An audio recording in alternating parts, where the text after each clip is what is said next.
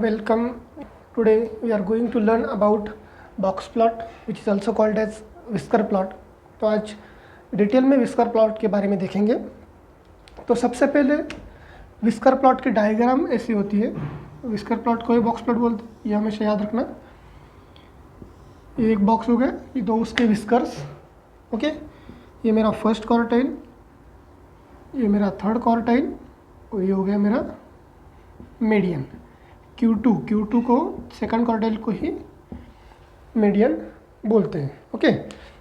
अब इसमें एक चीज़ आती है कि जनरली इसे हम मिनिमम वैल्यू और मैक्सिमम वैल्यू ऐसा कुछ तो इंडिकेट करते हैं, लेकिन ये सही नहीं है इंडिकेशन मिनिमम वैल्यू और मैक्सिमम वैल्यू, क्योंकि जब अगर आपको आउटलायर डिटेक्शन की बात आएगी, अगर आपको कुछ डेटा सेट दिया होगा तो आपकी फर्स्ट स्टेप होगी कि उस डेटा में कुछ आउटलायर है या नहीं, ओके। तो अगर आप आउटलायर डिटेक्ट करोगे तो आउटलायर मतलब क्या होता है?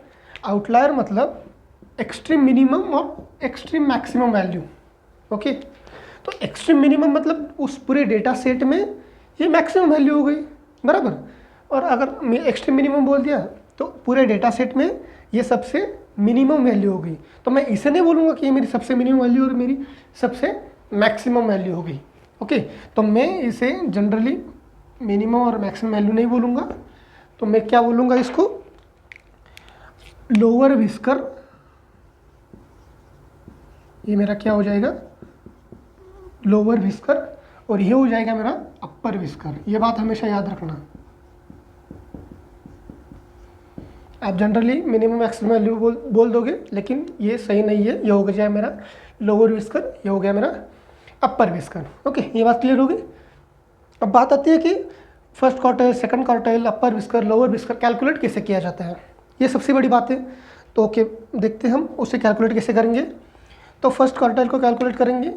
Q1 का फॉर्मूला होगा हमारा n+1/4 ऑब्जर्वेशन। ये बात याद रखना, n+1/4 ऑब्जर्वेशन। अब याद इजीली, कोई बात नहीं, बहुत ईजी है। n मतलब क्या होता है मेरा? Number of observations. n क्या हो गया मेरा?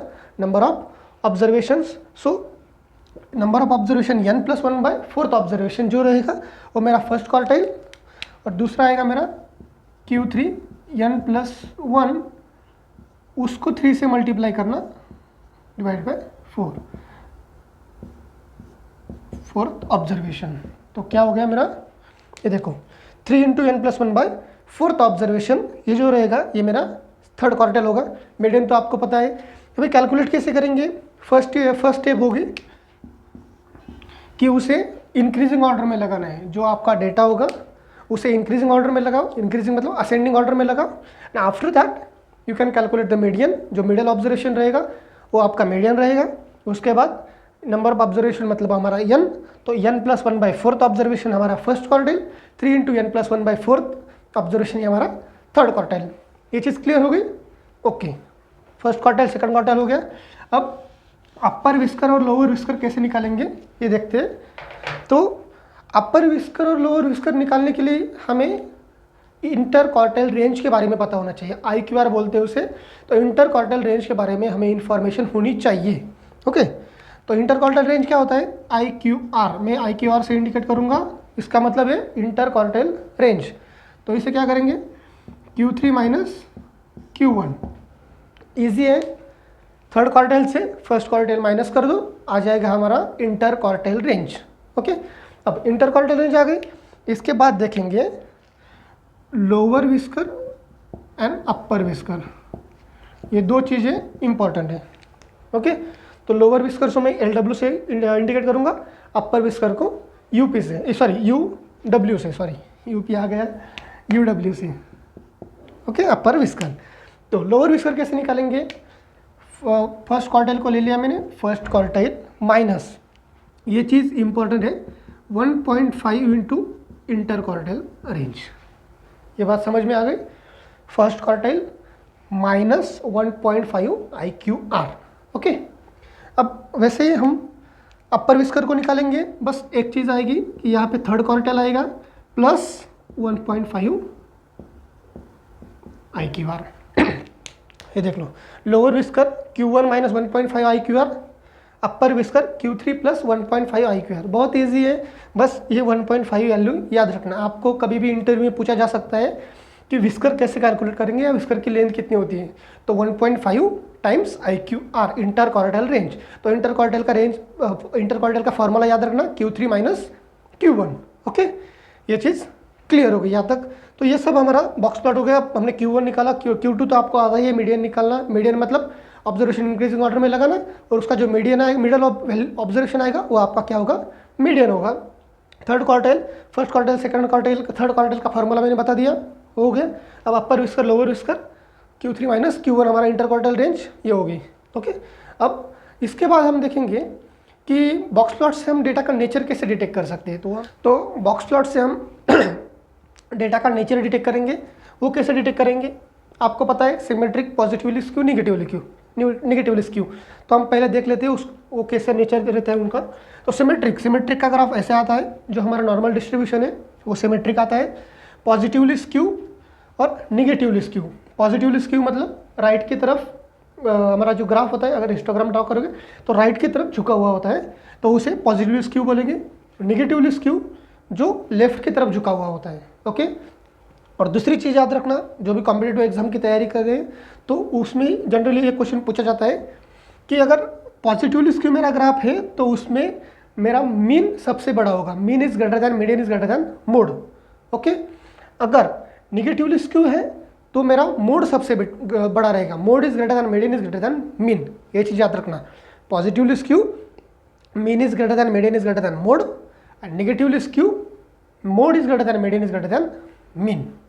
मतलब पॉजिटिवली स्क्यू में मीन सबसे बड़ा और निगेटिवली स्क्यू में मोड सबसे बड़ा, ये चीज़ याद रखना।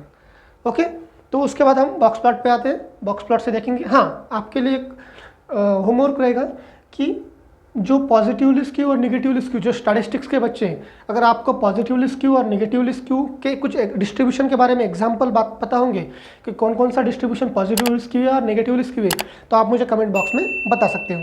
तभी बॉक्स प्लॉट देखेंगे। तो बॉक्स प्लॉट सिमेट्रिक कब बोलेंगे, जब मेरे जो दो विस्कर्स रहेंगे, अपर विस्कर एंड लोअर विस्कर, उनकी लेंथ एग्जैक्ट इक्वल रहेगी। Okay, and Q1, Q2, Q3, उसमें Q2 जो रहेगा वो दोनों के मिडल में रहेगा, मतलब यहाँ पे एंड यहाँ पे दोनों में इक्वल डिस्टेंस, मतलब ये दोनों सेम होने चाहिए, तब मैं क्या बोलूँगा उसको, सिमेट्रिक डिस्ट्रीब्यूशन, या मेरा जो डेटा है वो सिमेट्रिक है। ओके, उसके बाद आएगा पॉजिटिवली स्क्यू, उसे हम राइट स्क्यू भी बोलते हैं। तो उसमें क्या रहेगा, जब भी आपका मीडियन मतलब Q2 अगर Q1 की तरफ होगा और अपर विस्कर की लेंथ बड़ी होगी, समझ में आ रहा है, Q2 Q1 की तरफ होगा और अपर विस्कर की लेंथ बड़ी होगी, तब हम बोलेंगे उसको पॉजिटिवली स्क्यू। जब Q2 Q3 की तरफ होगा, Q2 Q3 की तरफ होगा एंड लोअर विस्कर की लेंथ बड़ी होगी, समझ में आ रहा, तो उसे क्या बोलेंगे, निगेटिवली स्क्यू या लेफ्ट स्क्यू। फिर से एक बार समझ लीजिए, सिमेट्रिक का मतलब दोनों विस्कर सेम, मीडियन मिडल में रहेगा। पॉजिटिवली स्क्यू में Q2 Q1 की तरफ रहेगा और अपर विस्कर बड़ा होगा, एंड निगेटिवली स्क्यू में Q2 Q3 की तरफ रहेगा एंड लोअर विस्कर बड़ा होगा। यही डिफरेंस है। तो यहाँ से आपको positively skew, negatively skew and symmetric समझ में आ जाएगा। अब दूसरी चीज़ आती है कि बॉक्स प्लॉट का यूज़ कहाँ करेंगे। ओके, तो बॉक्स प्लॉट का सबसे बेस्ट यूज़ रहेगा आउटलायर डिटेक्ट करने के लिए। बॉक्स प्लॉट का यूज़ सबसे ज़्यादा रहेगा आउटलायर। जब भी आपको डेटा दिया जाएगा तो आपको आउटलायर डिटेक्ट करना पड़ेगा, और आउटलायर डिटेक्शन के लिए सबसे बेस्ट मेथड रहेगा box plot. Draw the box plot, then you will get the outlier and you can deal with the outlier. तो मैं आउटलायर पे कैसे डील करता है उस पर वीडियो बनाऊंगा। अभी के लिए बॉक्स प्लॉट से समझ लीजिए, और अगर आपको वीडियो समझ में आ रहा है, कुछ अच्छा लगा वीडियो, तो लाइक एंड कमेंट कीजिए एंड दोस्तों के साथ शेयर कीजिए।